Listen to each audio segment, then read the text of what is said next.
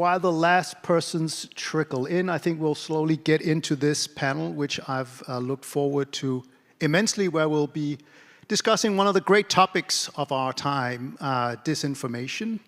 And we have two stellar panelists. We have Renee DiResta, who has just been appointed Associate Research Professor at Georgetown's McCourt School of Policy. You're also the author of the new book, Invisible Rulers, The People Who Turn Lies into Reality, which is recently published. I encourage you all to read it. It's a fascinating read. And we have Freddie Sayers, all the way from London, who is the publisher of UnHerd, and now also The Spectator, and that's not even the whole range of publications that you're in charge of, based in London. I want to start out with you, Renee. In Invisible Rulers, you describe how social media has splintered our shared perception of truth and sort of enabling influencers and individuals to create what you call bespoke realities. What aspects of our current digital system worry you most when it comes to truth and its impact on society? So one of the things that I tried to cover in the book, which I thought of as how do I write manufacturing consent, but for this media ecosystem? How do I write a study of propaganda, but in the structures that we have today? So how do I talk about structural shifts, right? Ways in which information is pushed to us. Some of the other panelists kind of alluded to that in prior panels here. How do we think about the people that we choose to follow, right? I use bespoke realities because I do believe that the consumer has agency here. They are choosing in large part. They are responding to nudges, but there is a degree of agency that happens there as well. I wanted to write about the creation of an incredibly powerful system of opinion shaping, influencers, algorithms, and crowds working as a triad, which I think exists as a counter to, in some ways, a very good counter to the more top-down media ecosystem of mass media. But one of the things that happens, in addition to structural shifts that change the information that we see, what's curated for us, how we engage, there's also incentive shifts, which were briefly touched on, I think, in the last panel, the question of what incentives do the influencers, algorithms, and crowds have. So the incentive really is to reach a very particular niche, to do things that galvanize very specific small segments of society. Ironically, what Chomsky was so concerned about in manufacturing consent in a study of propaganda in the 1980s was the hegemonic viewpoint, the idea that mass media gave everybody the same information, leading to a dearth of alternate perspectives. I think what we have now is a fractured system of niches in which media is incentivized to appeal to a very particular audience base, not necessarily with facts and truth at all, but with things that are going to make them want to share and subscribe and participate. And so it's a significantly different shift in how propaganda operates in society. And what are some of the harms and benefits, like the trade-offs in moving from sort of the mass media system to the more splintered one? So, I mean, you argue in your book that it makes it more difficult to take collective action if we don't inhabit the same reality. How much of that is a societal problem as opposed to something that afflicts the very online crowd on social media, which does not make up the majority of people in the world? I'll give a specific example. There was a rumor that went around. I read a lot about the intersection of rumors and propaganda. There was a rumor that went around in early September that Haitian communities in Springfield, Ohio were eating the cats, right? They were eating the pets. How many people heard that rumor? Okay, how many people, keep your hands up if you heard it on social media. So one of the things that was very interesting about that was that the rumor goes viral in the niche first, right? It is a person posting to Facebook. It is then, it's a woman who says, my neighbor's friend's daughter saw her cat being strung up by Haitians. This is the claim that was made on Facebook. It's decontextualized, it's moved to Twitter. Another person says, see, I told you they were killing the ducks, and now we also know they're killing the cats, right? This gets 900,000 views in a very short amount of time. This then goes viral. This becomes, particularly on the, Twitter is increasingly a right-wing ecosystem. What happens is that the rumor, which is people really wondering what is happening here, goes and gets picked up by political elites. right? And that is where it comes out of this sort of niche community and becomes a topic of conversation across the platform. It trends. More people get pulled into the conversation. But where it leaps from the extremely online to the real world, if you will, or the sort of mass awareness, is when Donald Trump says it in a political debate. And what you see reflected in Google search queries around the time of the debate, because you can map search trends, is people in Ohio searching for eating the pets, because they're trying to figure out what the hell he's talking about. Because people in the extremely online world are familiar with it. People who read the Washington Post, which is trying to fact check it. And J.D. Vance, by the way, is mocking the very idea of the fact check. Oh, the media isn't looking hard enough, right? This becomes a culture war topic. And then the goalposts move and we begin to talk not about the specifics of whether they're eating the pets, but about what the Haitian people are doing to Springfield writ large, which was always what that narrative was signifying, but we have to go through this sort of rigmarole before the actual political conversation begins to happen. And this happens over and over and over again. And so one of the things that I try to explain is this handoff between the online rumor mill and when it gets picked up by media. Do people trust the fact check? The answer is no a lot of the time, right?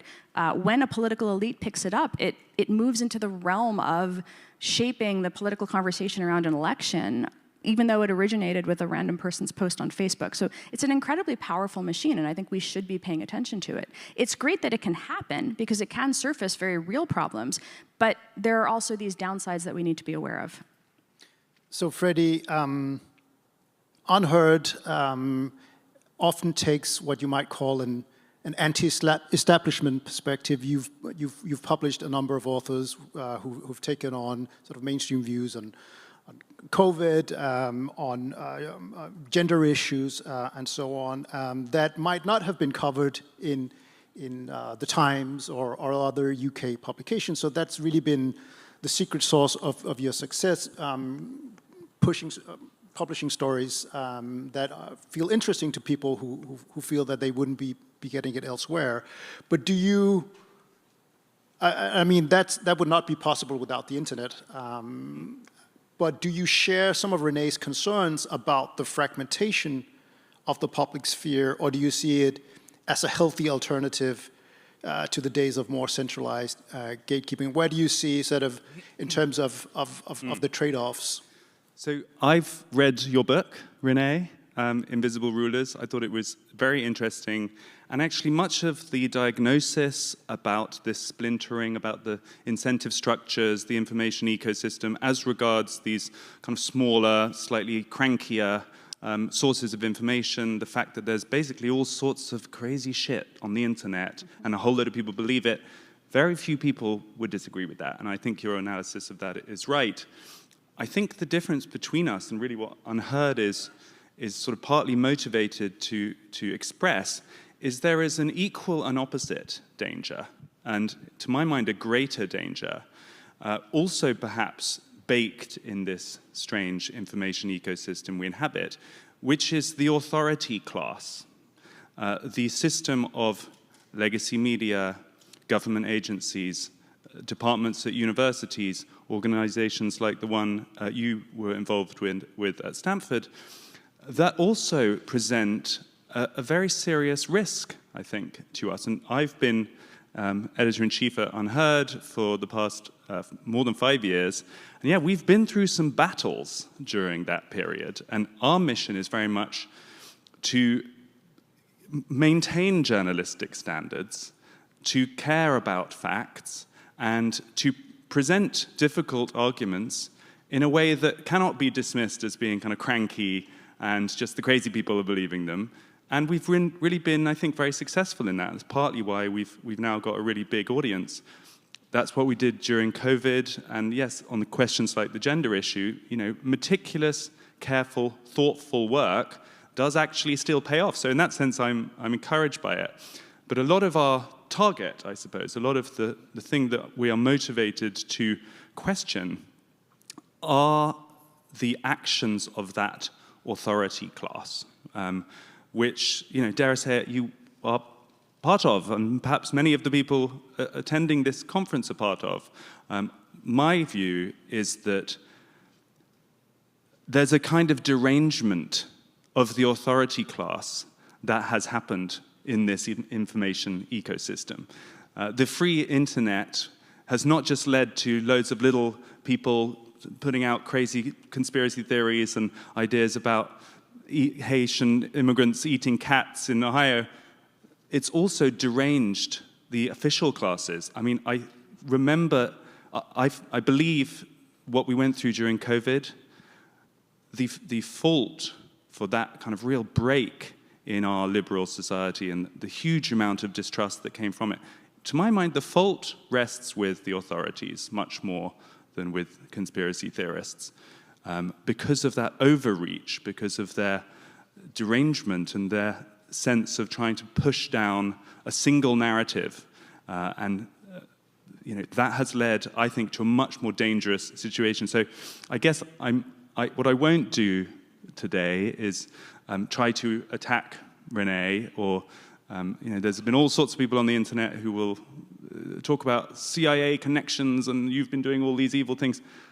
That is not of interest. I think there is, however, a serious principled difference between us about, faced with this Wild West out there, which is the riskier approach? Is it to tolerate a large amount of bad information out there and try to educate people to survive within it, or is it to create organizations that seek to surveil and clean the information architecture from above? And I firmly choose the former. So Renee, what you're alluding to here is your work at the Stanford Internet Observatory, where you studied online conspiracies related to elections, for instance, and that led some people in conservative circles to sort of label you as a central node in the censorship industrial complex. I think it would be great just to clarify what you did and did not do at the at the Stanford Internet Observatory, so you can respond to the Freddie's allusion to sort of top-down control. Well, one of the things that's, I think, unfortunate is that, first, there's no such thing as the censorship industrial complex. That implies that there is a group of people who get together and have meetings and talk about these things and somehow are aiming to clean the internet, which is frankly, a tinfoil hatter allegation to start with, unfortunately. So the work that we did at Stanford University during election 2020 was 4 institutions: Stanford, the University of Washington Center for an Informed Public, Graphica, which is a kind of a network analysis tool, and Digital Forensics Research Lab at the Atlantic Council, came together to observe election rumors and misinformation. And these were specifically scoped related to voting. Not Hunter Biden's laptop, not the various things that one candidate said about another, just strictly rumors and misinformation related to voting. Efforts to try to delegitimize elections were the other big piece of this. And so we looked at rumors related to alleged ballot theft. We looked at rumors related to dead people voting. We looked at rumors that in aggregate came not from random cranks on the internet, but unfortunately from a different type of deranged elite. In this particular case, the President of the United States himself. So unfortunately, the rumor mill is not just some cranks on the internet. It is very much part and parcel to a political enterprise that sought to delegitimize the 2020 election. And what we did as in our work was we tried to triage rumors. We tried to look, and we rapidly responded to them. We had about 125 student analysts. So again, the idea that the U.S. government deputized a mass censorship ring through Stanford undergraduates is another rather extraordinary claim. And what we did was I'm talking now. What we did was we communicated. You had your chance to make an accusation. I'm responding. What we did was we communicated with state and local election officials. And we said to them, hey, here's this rumor about Sharpie markers in Arizona. You should probably respond to this. They, in turn, again, state and local election officials would occasionally send us tips. And they would say, hey, there's an account on Twitter. It's claiming to be a poll worker in Pennsylvania, and it's saying that it's destroying Trump ballots. People are getting very upset about this. What should happen here? The other group of actors that we spoke with occasionally were the tech platforms. over the course of the entirety of our work, we flagged about 4,000 URLs that seemed to violate platform policies. And we said, hey, this seems to violate your policies. Hey, you might want to do something about this. We didn't have any compulsory power over the tech platforms. We are not the government. Stanford undergraduates are definitely not the government. And so when we reached out to platforms, 65% of the time, they did nothing. I just want to get that out there. 4,700, 65% of the URLs, nothing happened. 35% of the time. 35% of the time, let me finish. 30% of the time, they were labeled. A label is counterspeech. A label is platform counterspeech. A label is contextualization. A label is not censorship. And we can argue this if you'd like to, but that is the facts. About 10% of the time, so again, now we've gone from 4,700 to 470, 10% of the time, the actual URL was taken down. And again, this was a platform making a determination. We do not have the power to regulate a platform. This was then reframed, unfortunately, in Crank Media as the government told Stanford to tell platforms to take things down. This was litigated in a Supreme Court case in which repeatedly we were first enjoined, and then the Fifth Circuit Court of Appeals found multiple times that we had not done anything untoward, we had not done anything that was a First Amendment violation.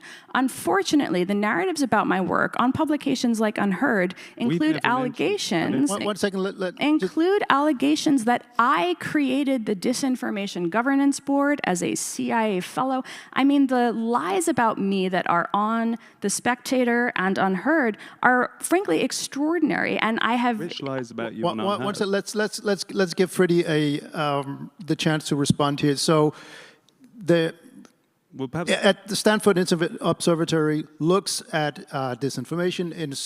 In some cases, they issue tickets.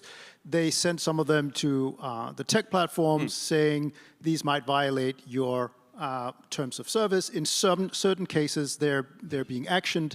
In some cases, they're even removed. Is that an attempt at censorship?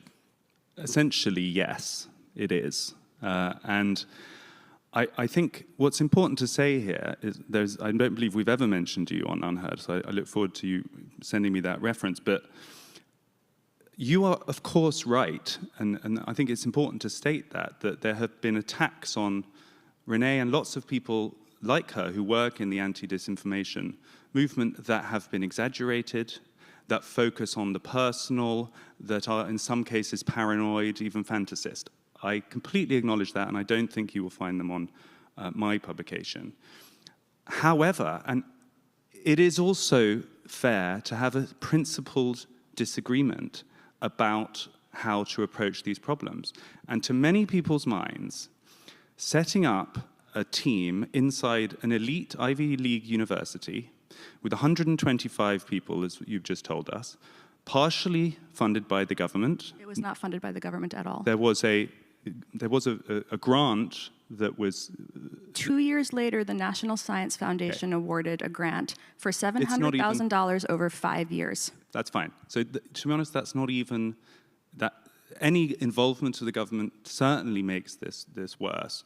But even if it hadn't been, I think it is very reasonable to worry about that and say, you know, if you are out there on the open internet sharing your opinion, the idea that there are teams of people in Ivy League universities with direct channels into the heart of the social media networks that you are on, or indeed to other parts of government agencies, you know, would understandably make you feel very uncomfortable. It feels intuitively and practically like a violation of the liberal order that we live in. You know, you don't expect that to happen. So you may be right that technically, along a very narrow definition of censorship, you weren't engaged in censorship because you didn't have the power to pull things down. But mass surveillance of ordinary people's conversations online, referring them to extremely powerful authorities such as the tech platforms they're on, and the result of that in 35% of the thousands of cases, not 100%, being that action was taken against those individuals, to most people's minds is exactly what censorship looks like. And this is the disagreement between us, that you can be a principled person, and I'm sure you are, and I have no issue with you, and I'm sure in other circumstances we would agree on all sorts of things. there are other people, many people who believe, like you apparently do, that that is the way to solve questions of disinformation. I and many other people really passionately don't think that, because those centralized efforts, top-down efforts to impose a single truth, to cleanse the public square of things deemed misinformation by you and your colleagues, is a much more scary and much more dystopian future that most people, I believe, don't want to go towards. Let me, Renee, when you look back at everything that has happened since then, do you regret that studying, I presume we can agree that studying disinformation and sort of fact-checking, that's what you do, and that's not problematic at all. For you, the central issue here is the communication between Renee's team and the tech platforms. Yeah, kind of referring people to government or tech platforms, taking action against them. They're not subjects. So there was a piece that Jay Bhattacharya wrote this week that I thought was interesting, that it wasn't research in the technical sense of the word, where you were just dispassionately observing something. You were intervening, taking action against the subjects of your research. And in the case of people like Martin Kulldorff, who is someone I've spoken to a lot, and is now out of a job, having essentially been removed from Harvard, where he was esteemed medical professor, your organization referred a tweet of his that was, I think, perfectly legitimate and should have been allowed to stand as his medical opinion. And that was part of a movement against him during a very fraught and frightening time, which has ultimately led to his removal from university. And to me, that is very frightening, and it is not research, it is activism. So, Renee, where do you draw the line between studying mis and disinformation, the dynamics that you describe in your book, doing fact-checking around the integrity of elections, and taking steps that might undermine free speech, even you don't have government powers? I'm going to challenge your premise there. What is the definition of censorship you're operating under? Because what I said was that 30% of the time the tweets were labeled. Why should you, if you post on social media platforms, why are you exempt from a label? Why should a platform not counterspeak and say, hey, you're saying the earth is flat. We say the earth is round. Here is some added context. If the point of a social media platform, and one of the reasons why they did this was to get more information out there, the Kulldorff tweet that you're referencing, second of all, was from a different project. You're talking about the Virality Project, which was some work that we did studying vaccine narratives. The Virality Project posted weekly reports to a public website that anyone could access. It was fully public at all times, in which it highlighted the most viral tweets of the week. Now, why did it do that? It did that precisely because it said again, this is a 200-page report that details this, that taking content down is counterproductive because it creates a backfire effect, because it makes the forbidden speech more interesting. But in order to have accurate information as rapidly as possible, it tried to facilitate counter-speech from public health officials who subscribed to the mailing list, from frontline physicians who subscribed to the mailing list, who then chose to use their own speech capacity to put out counter-information. My understanding of Professor Kulldorff's tweet was that it briefly received a label saying that it had, it needed more context. I don't think that arguing that a contextualization label is, are we arguing that contextualization labels are censorship now? Is fact-checking censorship? We have this egregious expansion to rendering the term largely meaningless if we can't agree that platform counterspeech is speech, that academic research, even if it is flagging a tweet, is First Amendment protected speech as well. It is counterspeech. I think, may I answer that? Yes, please. The way you are arguing, to me, does remind me of other conversations I've had where the sequence of logical steps you make are all in themselves completely defensible. And of course, counter-speech is a valid and good way to argue things in a free speech context.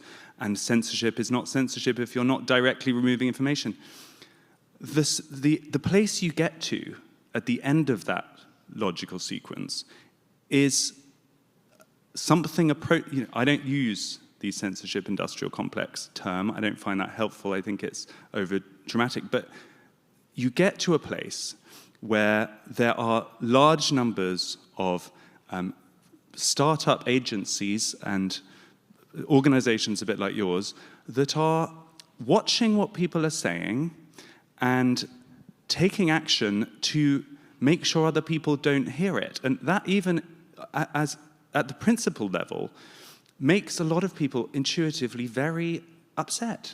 And I think that's the reality here. So, you know, I've existed on those big platforms. I want to get to the global disinformation index story, because I think that might be interesting to compare and contrast to see if we can, you know, make some differences of where, you know, what's the line between exercising free speech, fact checking, and where does it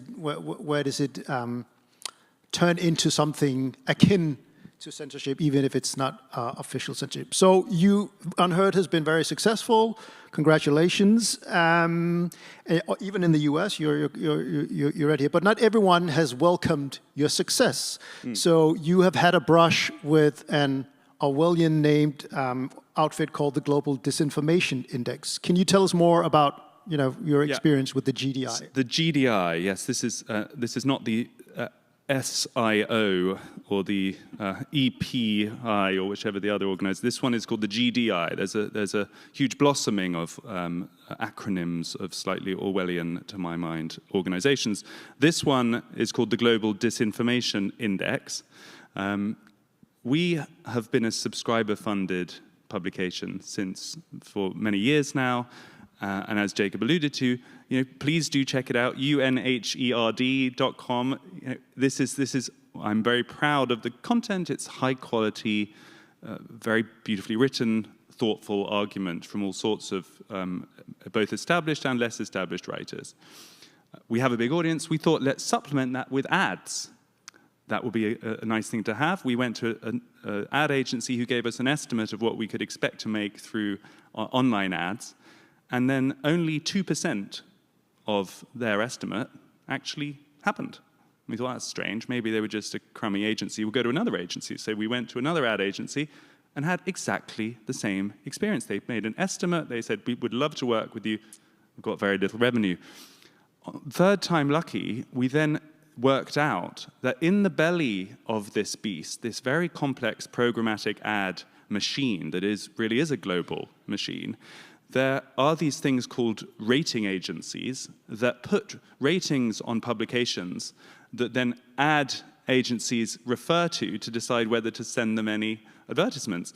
And this particular ratings agency, the Global Disinformation Index, had put us on what they call their dynamic exclusion list, which is really like, these guys are not just slightly dodgy, they are the real. You know, don't go anywhere near them. Do not send them any ad dollars. You will be endangering lives if you do. That was the message.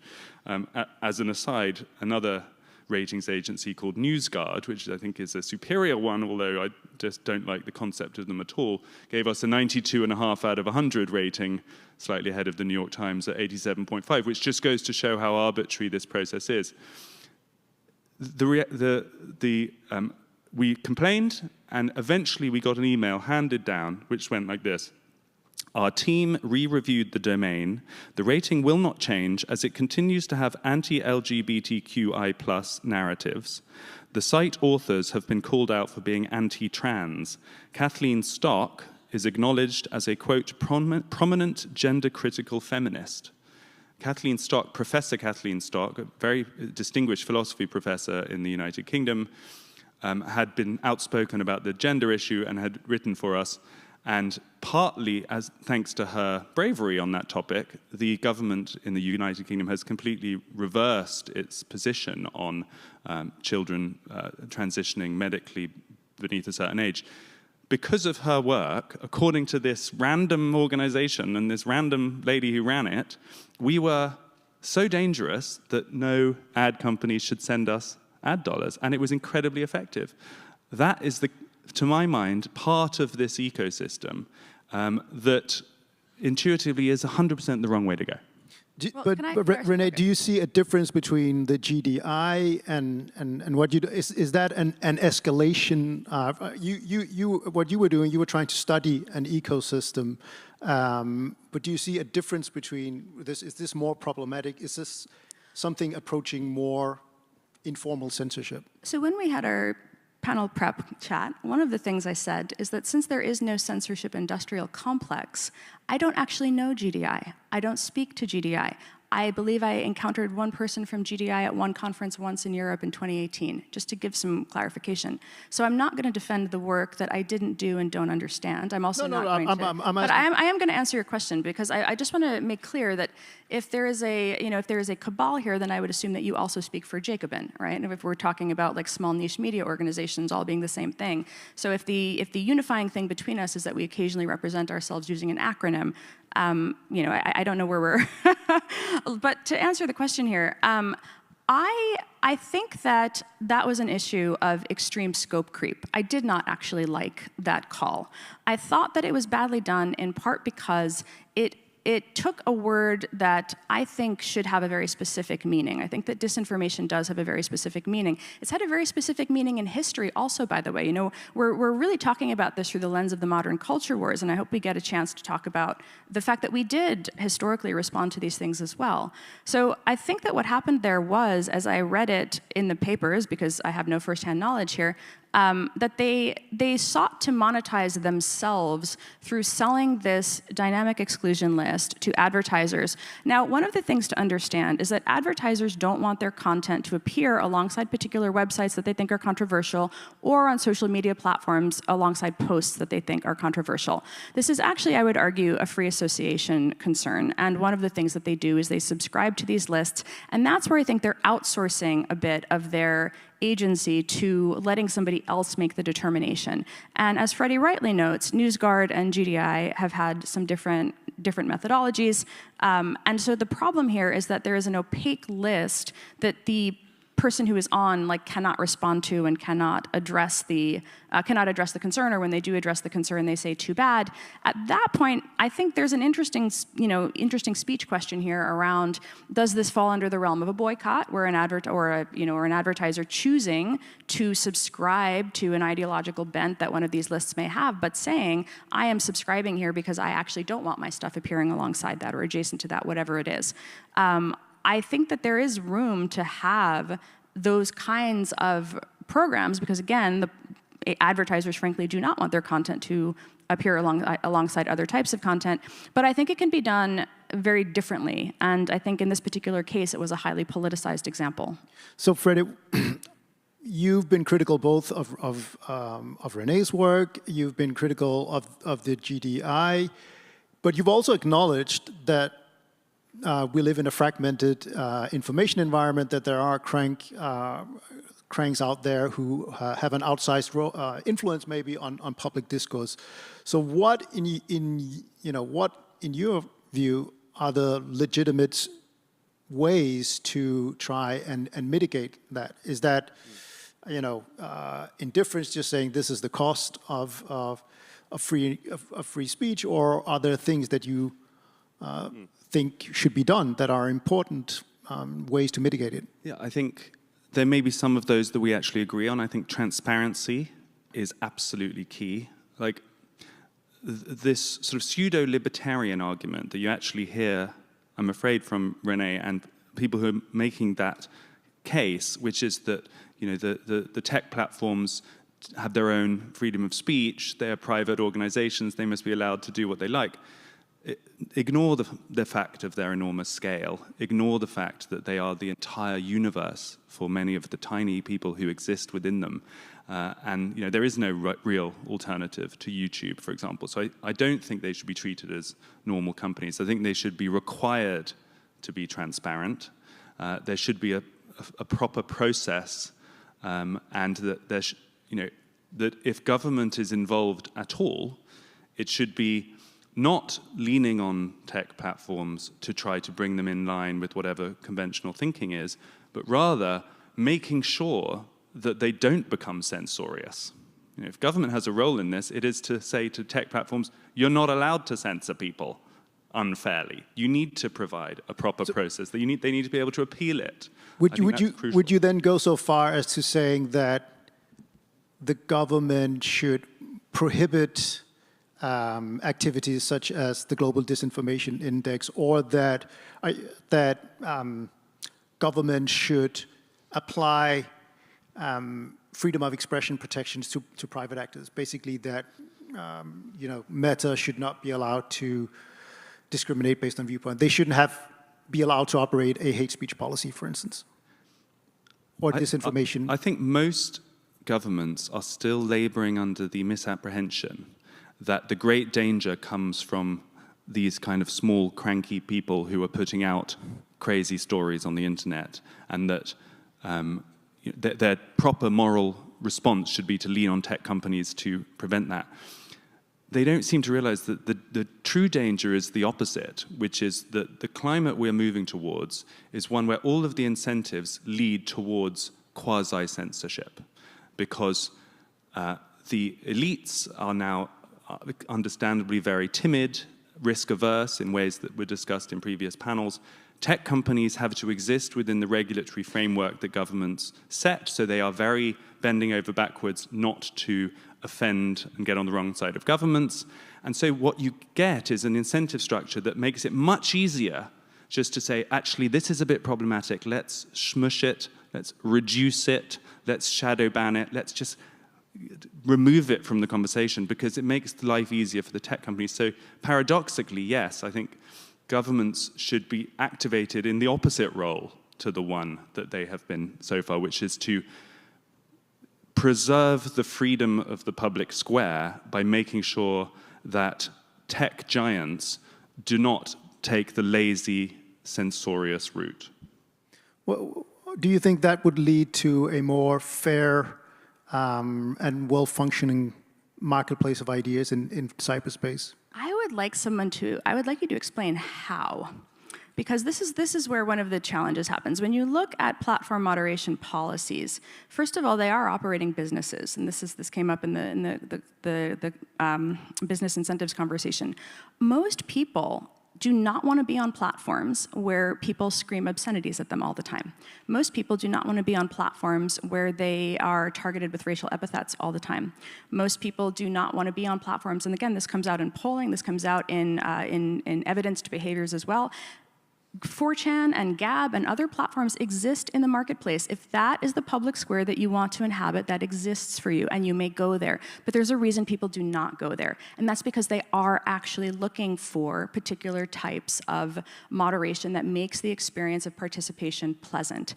I want to say one other thing, which is that I think, and my writing over the last 10 years on this topic has emphasized both that platforms right now, as we've seen in the two net choice cases, which actually just litigated this, right? The must-carry laws in Florida and in Texas, litigated at the Supreme Court. They were attempting to say that you must carry all speech, you cannot take it down. Platform curatorial exercise is sort of the editorial control that platforms exercise, is seen as the First Amendment speech of the platforms. Do I like that? Actually, no, I'm a little bit uncomfortable with it, but that is the law, and that is where it is. I think when you have unaccountable private power, the areas where the government should be regulating, and here's where we agree, are transparency, which is why I spent so long advocating for the Platform Accountability and Transparency Act. I do think when a government makes a takedown request, the platform should publish that. Some of them do it voluntarily, others do not. Interestingly, in the First Amendment jurisprudence there too, there has been resistance to the idea that transparency declarations might be compelled speech, right? So First Amendment law and its intersection with unaccountable private power in this sphere is extraordinarily complex. I'm not a lawyer, you are, you know this.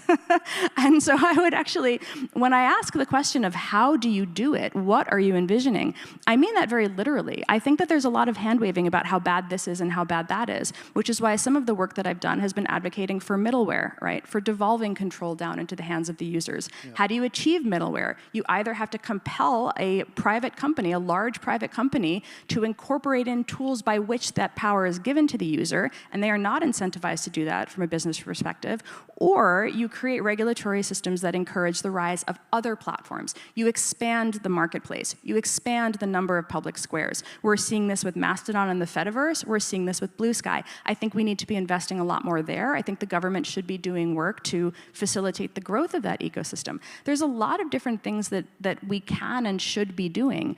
Unfortunately, as this has become a culture warized topic, we cannot get any legislation passed in the United States that does anything at all, and we're relying on Supreme Court justices largely to litigate isolated offenses and grievances that come their way. I don't think that this is particularly productive, but what I've tried to write about for the last 10 years is how you can actually, have freedom of expression while at the same time recognizing the business incentives of private companies and the demands of consumers.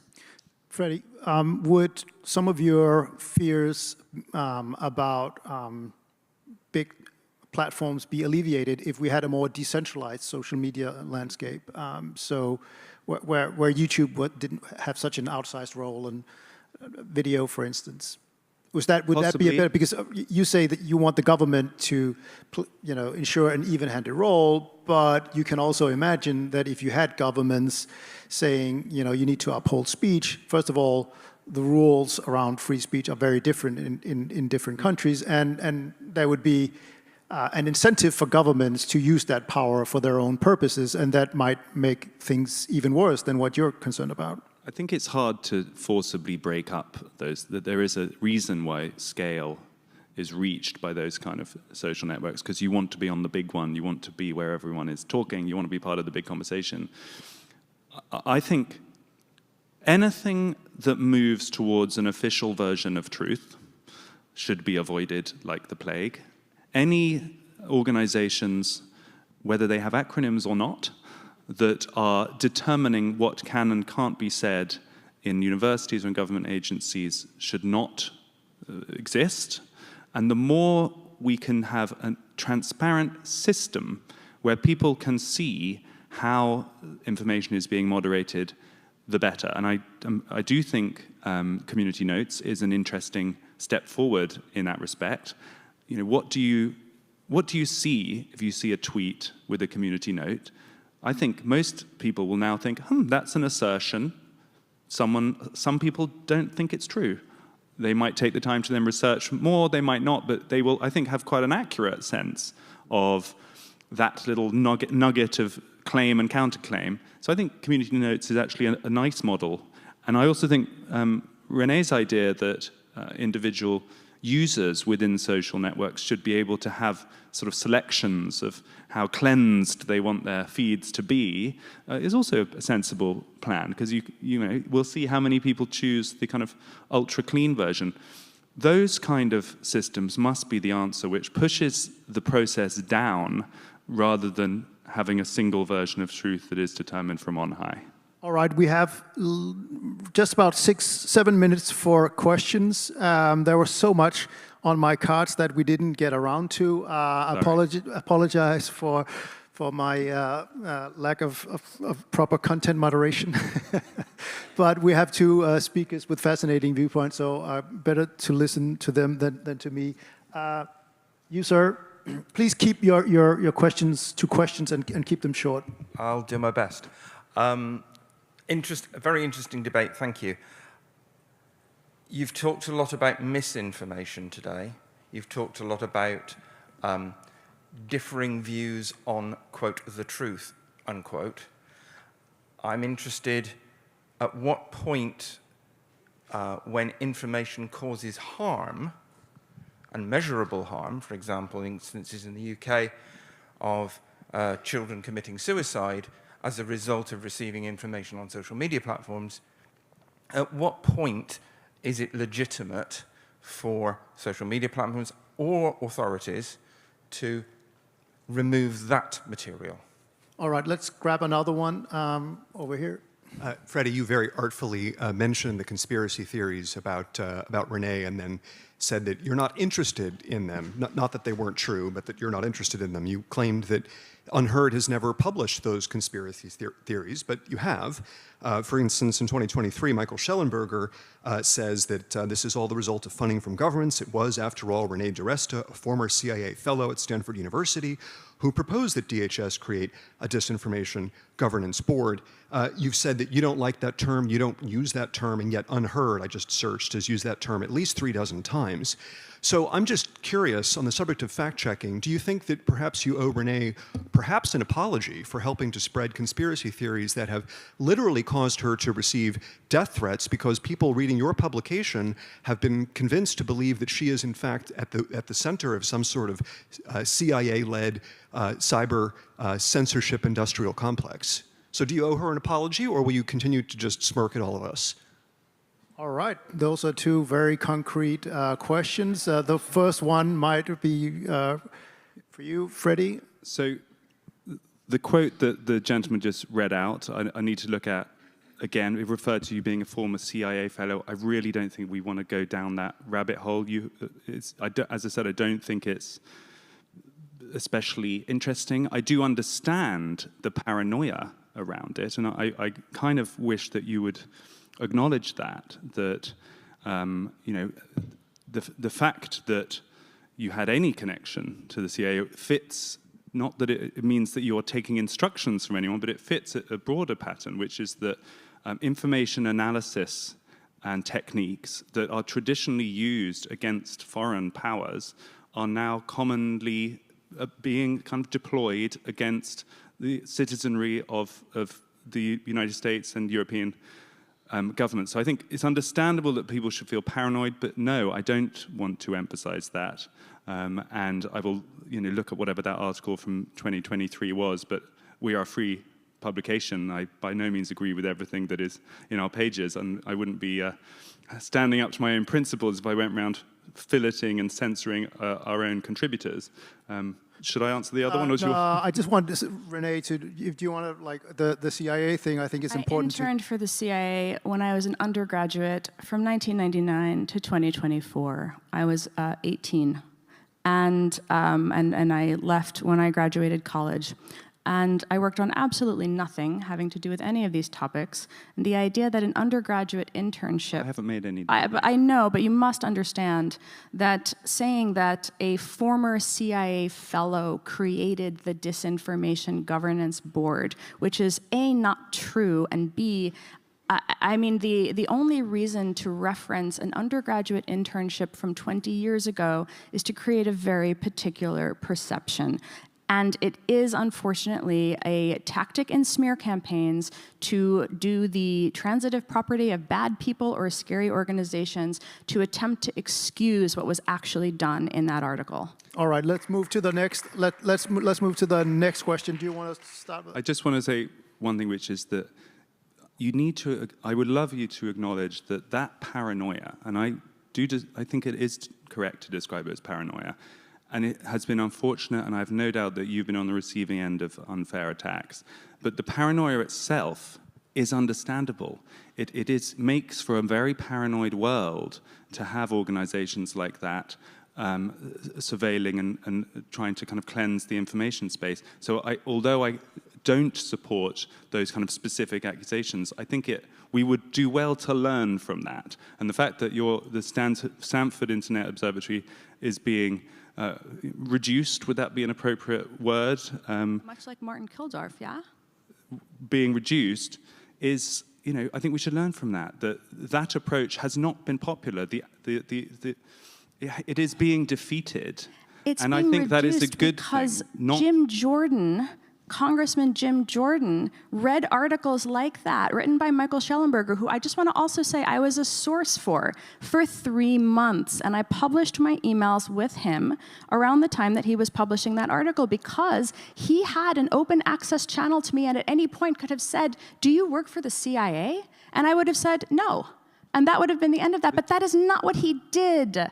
And the implication of this, you must understand, is that with 1 or 2 accusations made on social media, Congressman Jim Jordan in the Weaponization Committee, opened an investigation, sent me a subpoena. I was then sued by Stephen Miller, all based on baseless accusations made and aired through a series of publications that cited them to nothing. Michael Schellenberger says this, ergo Jim Jordan gets to read my emails. It's absolutely extraordinary. And the reason the Stanford Internet Observatory is no longer doing this work is because the chilling effect of multiple congressional subpoenas, which, by the way, found nothing. Every ticket we filed was released to that committee and leaked. Every email that was engaging with platforms and governments was released to Jim Jordan and leaked. You can read the reports actually detailing the facts, the work that I did, the work that my students did, and in response to all of that, 20-year-old undergraduates were doxxed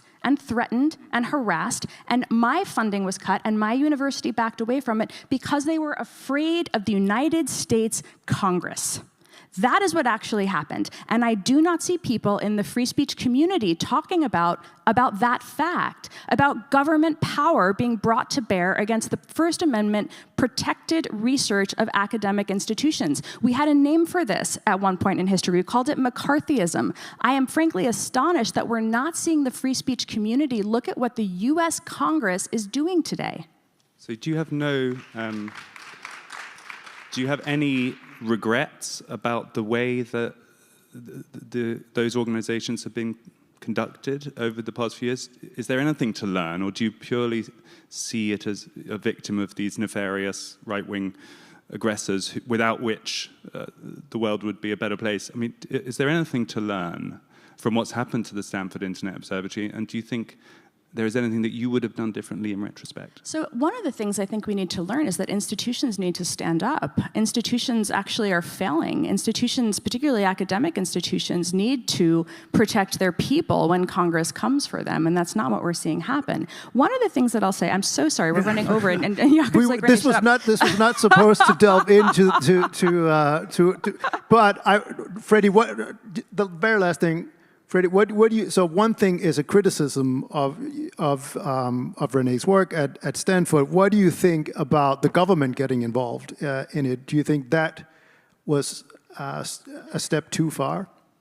That undermined free speech in itself. I'm not going to defend Jim Jordan or Michael Schellenberger on these topics. I wasn't involved in that, but I feel like projects like the Global Disinformation Index, like the Stanford Internet Observatory, whilst well-intentioned, not organized by nefarious CIA anything, I've never made those accusations, well-intentioned, I think are very ill-advised. And the fury, the counter-reaction, and the paranoia they have engendered is actually understandable. And instead of doubling down and saying, okay, we need to do it twice as well next time and make sure we stand up to the opposition, I think a better lesson would be like, okay, maybe this isn't the right approach. Maybe we need to think about combating disinformation in different ways than organizations like that. And this is where we're going to end the panel.